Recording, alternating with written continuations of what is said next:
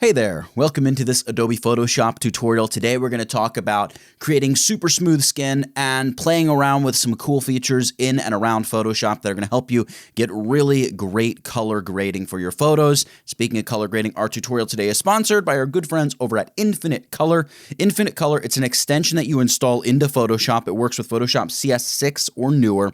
It's going to really help and guide you through the process of really good color grading for your photos. It's going to help take what would be like an okay photo and push it to become a really nice photo.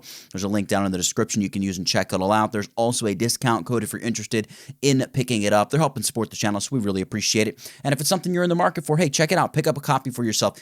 100% it's going to help you. It's really cool. Founder of the company is this guy, Pratik Naik. He is pretty well known, I would say, in the retouching community. He's really good, especially at the high fashion and beauty retouching stuff that he does. And he's the guy that started the company, so he sort of knows what he's talking about, I would say. But that's enough for that. We'll give them a little bit of love later on and show you how to use some of this infinite panel goodness. But let's jump into Photoshop right now and take a look at how to create super duper smooth skin in your photos.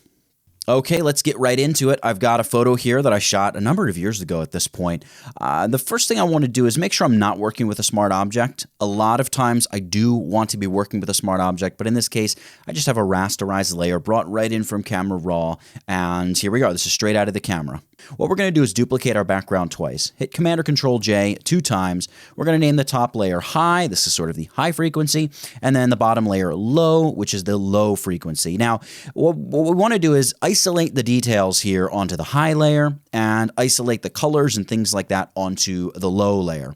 We're going to do that here first with the low layer. Shut off the high layer, go down to the low layer, and we're going to blur this. We're going to go filter blur. I'm just going to go with the Gaussian blur here and something like 30, might be a little big. Maybe I'll go like 20, something like that. I just want to really obliterate the details. I want this to look like a very soft photo, something that is really just colors melding from one beautifully to the next. And I'll hit OK, and our low version of the photo is blurred. All right, so now what do we do with the high version? Because we've got color and detail up here. Well, we're going to apply the high version to the low version, going Image, Apply Image. And there's a little bit of a difference here between a 16-bit and an 8-bit image. I am working, as you can see, with a 16-bit image, but I'll show you what you have to do with an 8-bit image. We're going to go ahead and say we want to apply this to the low layer, and we're going to come down here to blending, and I am going to say add, and I want to invert this. See how it's this really soft focus, Vaseline on the lens looking nonsense? I'm going to say invert, and you can see we have this very high pass filter-esque effect. And by the way, important numbers here, scale set to 2 and offset set to 0. Now, these are the settings that you would use for a 16-bit image. For an 8-bit image, you would set your blending mode to subtract, you would not invert it, and the scale and offset would be 2 and 128. And if I'm being honest, sometimes I forget when I'm working on a 16-bit image, and I do it this way as well. But the quote-unquote proper way to do it here is invert, add, scale of 2, offset 0 for your 16-bit image, and hit OK. Now, we have no color on this image, right? It's a series of tons of highlights and shadows all over the place, and then a lot of 50% gray, and we've got all of our color here. So with the high layer, we're going to set this to the blend mode linear light, just like that. And you can see, for all intents and purposes, if I shut these 2 layers off, we have the same exact look as our original image, untouched by the frequency separation operation here. So why is this important? Well, basically we can edit details. If I zoom in, I can get rid of, let's say, this line in her skin, but never worry about messing up the color that's there by just using something like the healing brush on my high layer. It's just going to get rid of that imperfection. And the same goes for color of the skin. One of the things I love to do with the beauty retouching that I do is really flatten the tones in the skin across somebody's face. So here's how I do it. You can actually kind of do it non-destructively here by placing a layer in between your high and low layer, and we can call this flattening colors or whatever you want to call it. And I'll grab my brush tool here, and I use a really big brush. 1,000, it might be a little large. It's 1,000 pixels across. Use your square bracket keys, maybe make it a little bit smaller. It all depends on the size of your photo, and this is important. You want to change the opacity, not the flow, but the opacity of the brush. Set it to about 10%. And we're ready to get to work here. So I can begin painting, but of course, I'm going to undo that because I'm just painting with my foreground color, which is set to black. What I'm looking to do is make the highlights a little darker and the stuff around the highlights a little bit brighter to just help blend all of that stuff together a little more. And the easy way to do this is hold down your Alt or Option key, and let's say we sample here just generally the highlight color, and I'll just paint next to the highlight, maybe on both sides. Use those square bracket keys liberally, and then sample the darker area. Again, I'm just holding down Alt or Option, and paint over the highlight area. So let's shut off flattening colors. There's before, there's after. We just help pull all of the color and tones, brightness together on her forehead. Now we're going to grab the shadow right here, and we're just going to kind of fade it into the forehead and fade it into the cheek down here. We will take the dark of the cheek, fade that together. We'll take the highlight of the cheekbone and paint it into the shadowy part of the cheek. I kind of do it all over the place, wherever I see a really noticeable difference and stuff that I can pull together. Here, the side of the nose. I'll take that shadow and paint it here onto the cheek, and also make a much smaller brush and paint it down the highlight of the nose. And of course, then I sample from the highlight of the nose and I just paint it into that shadowy part of the side of the nose. So again, there's before, there's after. Looks like we're doing a lot of damage, and we kind of are, but you'll see this is going to allow us to very selectively draw the contrast we want back into the image. So here, the shadow on the far side of the face, let's apply it there beneath the eye, and the same thing, take the brightness of the eye and just try to apply it to the shadow a little bit. Shadow underneath the nose, of course, fade that, get some of the highlight here, pull it into the shadow under the nose, and last but not least here, let's just clean up the cheek. Whoa, my brush was way too big. Make the brush a little smaller. Paint a little in the shadows around the chin, then grab shadows from the chin or the bottom of the jaw and paint that onto the highlight there.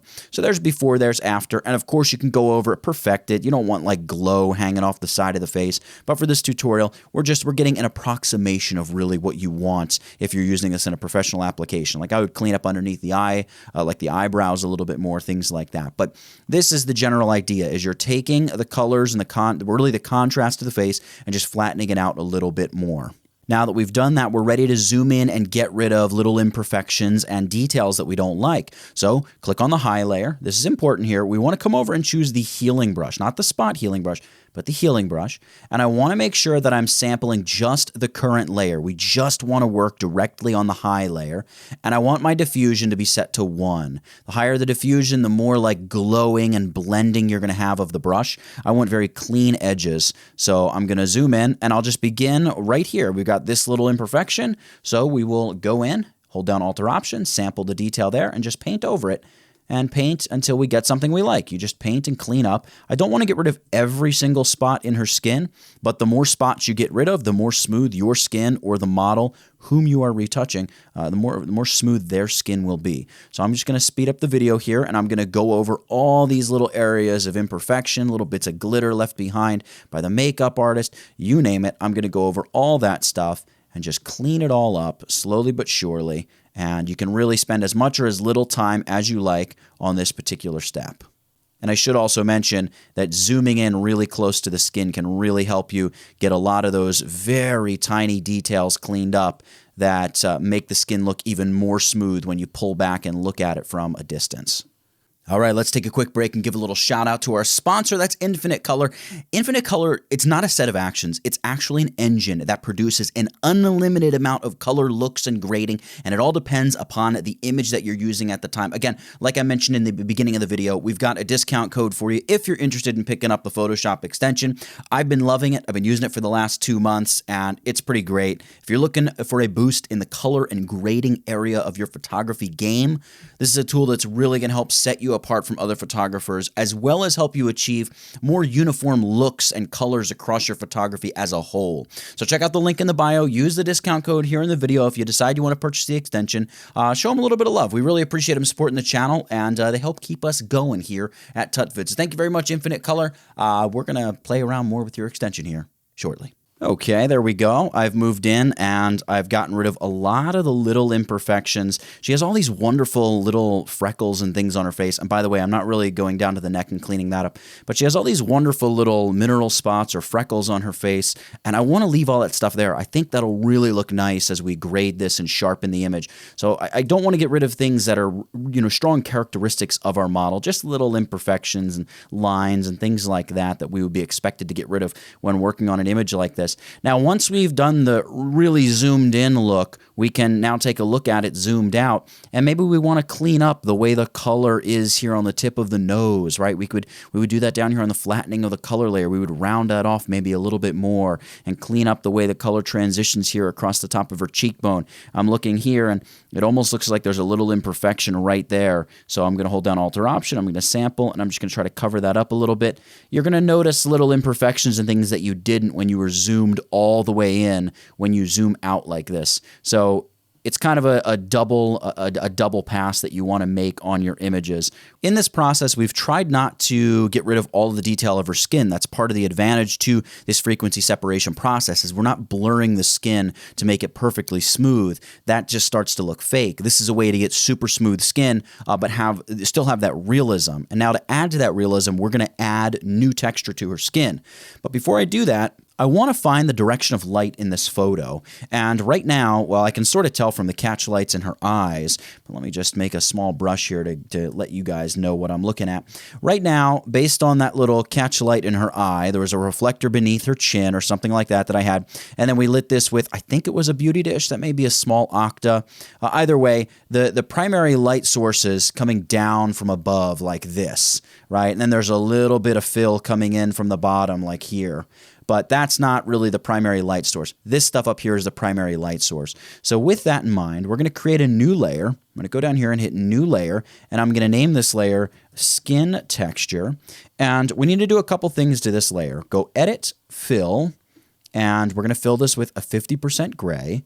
Make sure that your foreground and background color are black and white, so you can just hit the letter D to do that. Then go Filter, Noise, Add Noise. And something around 20 is great. We want to make sure we tick on monochromatic so we just get black and white noise. Around 20% is great. We'll hit OK. Now here comes the skin texture part. We're going to go Filter, Stylize, and choose Emboss right there. And now what I'm going to do is make sure my angle is about where the light was coming from in my photo. So 65 degrees is kind of perfect. And I generally, and this all depends on how far you are from your model or how far the camera is from the model's skin. This looks about like you would expect the pores on somebody's skin to look. So a height of 2 pixels and an amount of 100 is going to work great for this particular example. So I'm going to hit OK. And then what we need to do is two things. We're going to set this to a blend mode of overlay. We can zoom in on her skin and we can see what this is doing, right? It's pretty extreme. And we want to apply a filled layer mask. So we're going to hold down our Alt or Option key and hit the new layer mask icon and fill that with black. Now what we're going to do is grab our brush tool. Again, we want to set the opacity of the brush tool to 10. So just hit the number 1. That's going to set it to 10% opacity. Make the brush a little bit bigger, just working with a very large soft edge brush, and just paint in multiple strokes and just dust in this texture. You really don't want to go overboard with it. It's going to really make your skin look too crunchy. We just want to add back some texture and make sure that we have a good healthy amount of texture.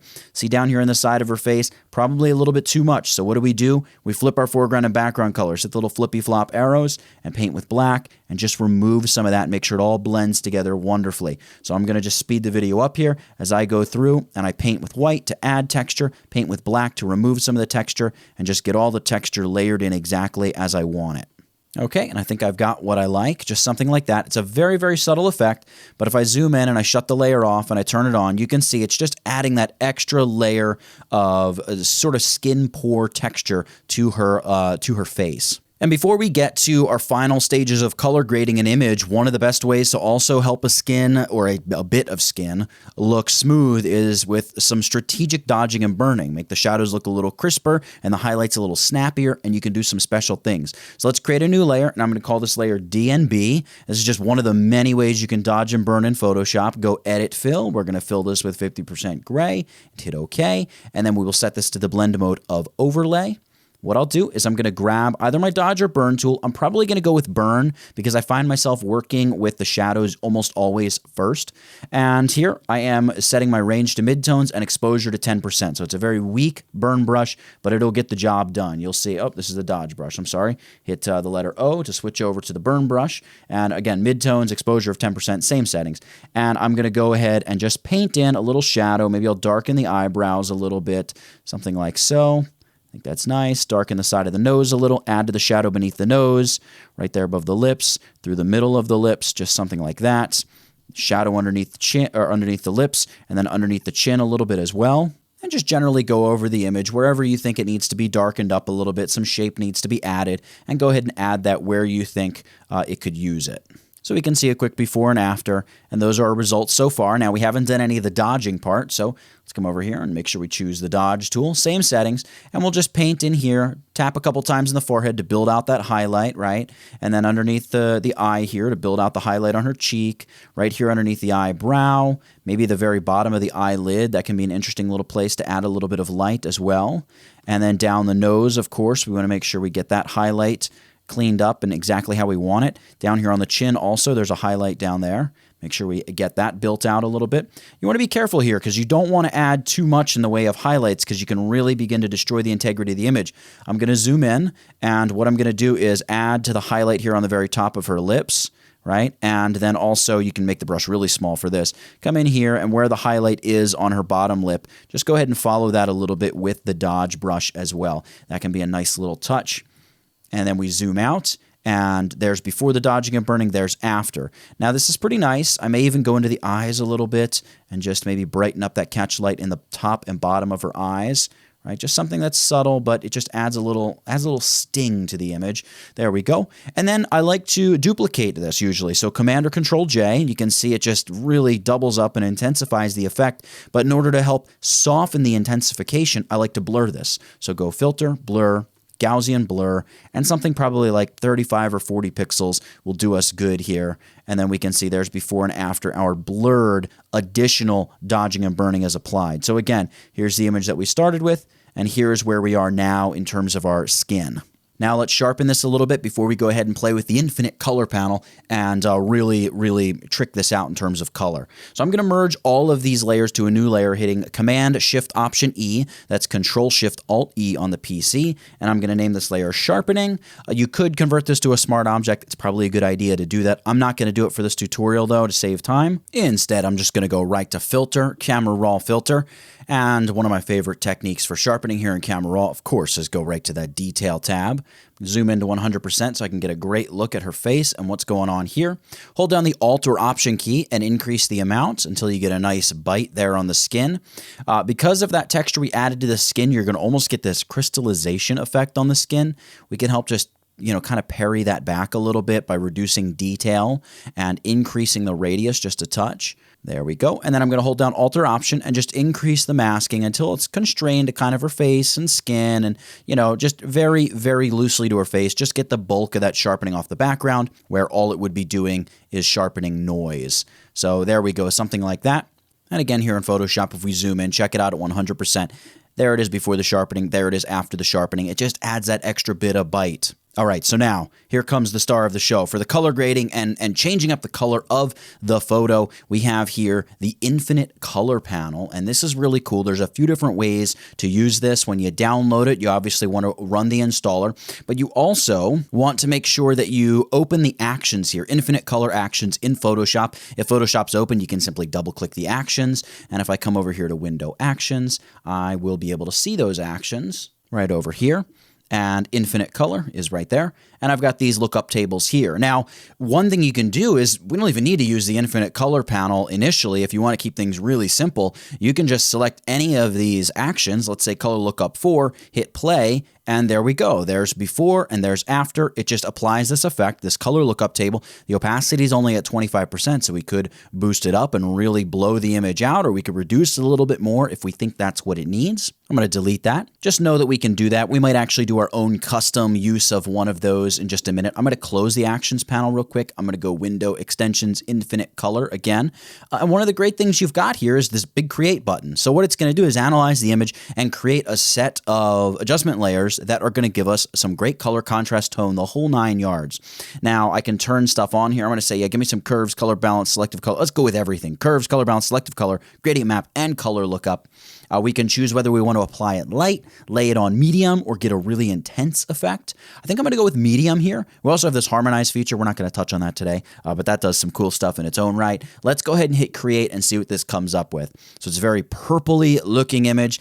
I'm not sure I quite dig it, but one of the great things about this is we can say like, hey, is it the color balance that's giving me a lot of the purple? And sure enough, it is. So I can go down to the color balance here and say, look, you're at 100%. Why don't you get yourself down to like 15, 20%, something like that? And now I have this infinite color. It's beautifully organized into its own folder. There it is before the toning, and there it is after the toning. It makes a massive difference. So that's a really, really cool thing. And let's say we don't like this, right? We don't even have to delete the infinite color folder. We can just hit create again, and it's going to switch it up for us. Now we've got like a really retro looking toning. I'm going to go again. We've got a heavily influenced with green. Maybe I say, you know what, maybe light's more my cup of tea. Let's create again. And we've got another sort of very film washed out blue type look. And now we've got a more retro color palette here.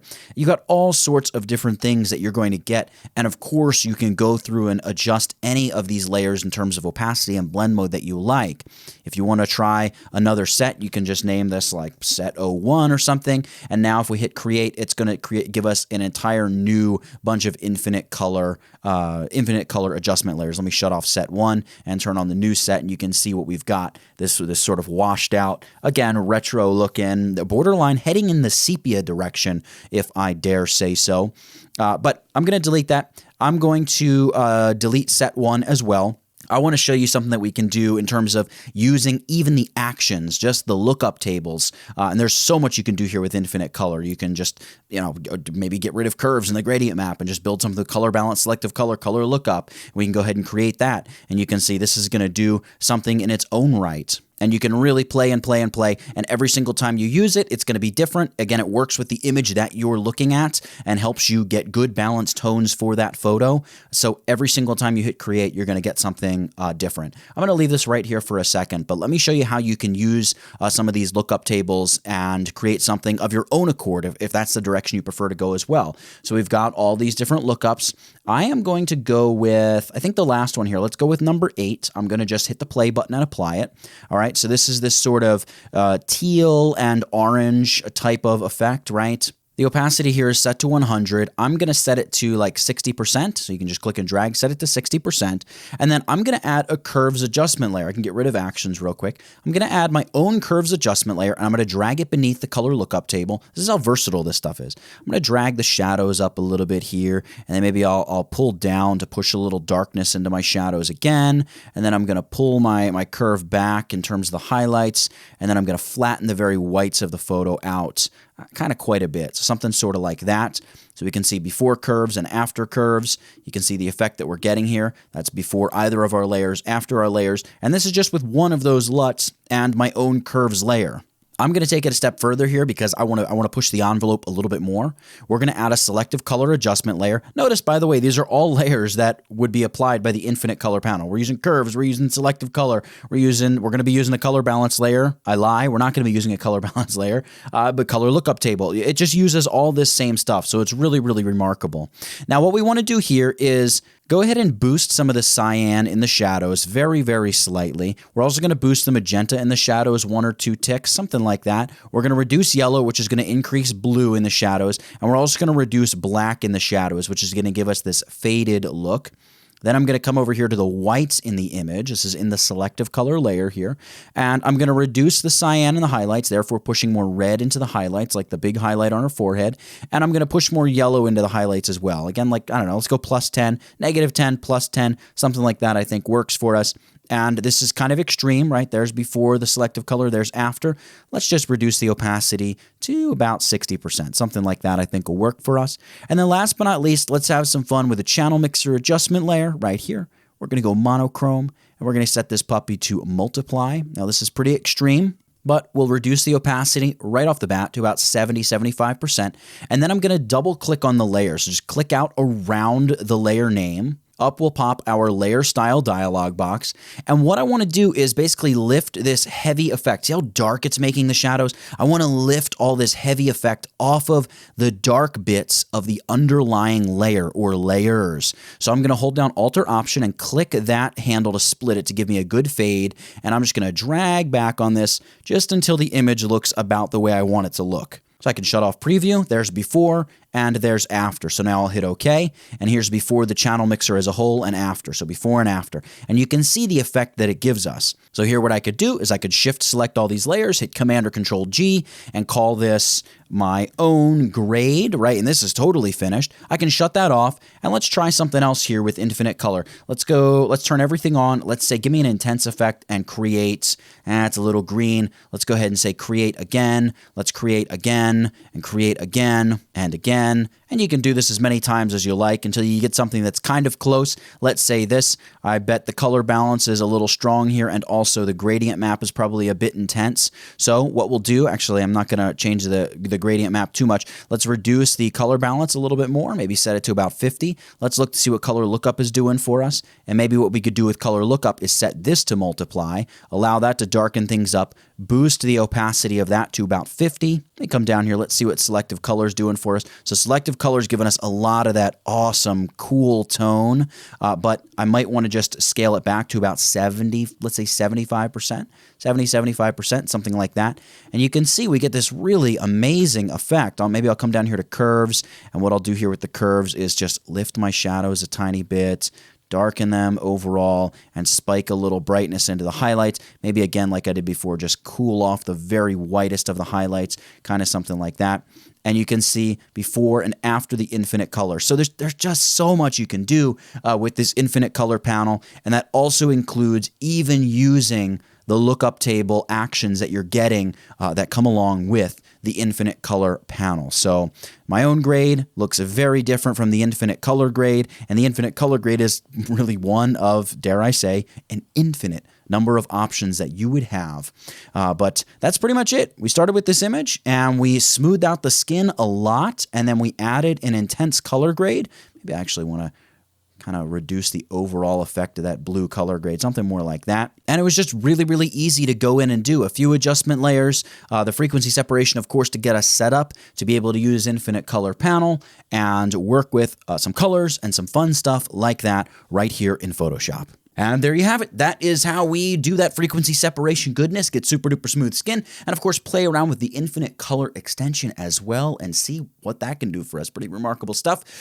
So if you enjoyed this video, make sure you, well, go ahead and hit the subscribe button. No, not the subscribe button's gonna be over here. What am I thinking? Hit the subscribe button, but don't just hit subscribe. Hit the little notification bell as well so you don't miss any Photoshop tutorials in the future. If you do the Instagram thing, you can follow me on Instagram as well. Thank you guys so much for the support. I appreciate you so stinking much for learning about frequency separation, smoothing skin, a little dodging and burning, and the infinite power of, you could say, the infinite color panel.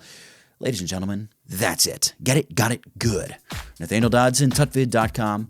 I'll catch you in the next one. And before you go, make sure you subscribe to my channel for more great tutorials every day. Also, buy my course. It helps us do what we do, and this channel is supported by viewers just like you. You can also just click the thumbnail and watch another video from this channel.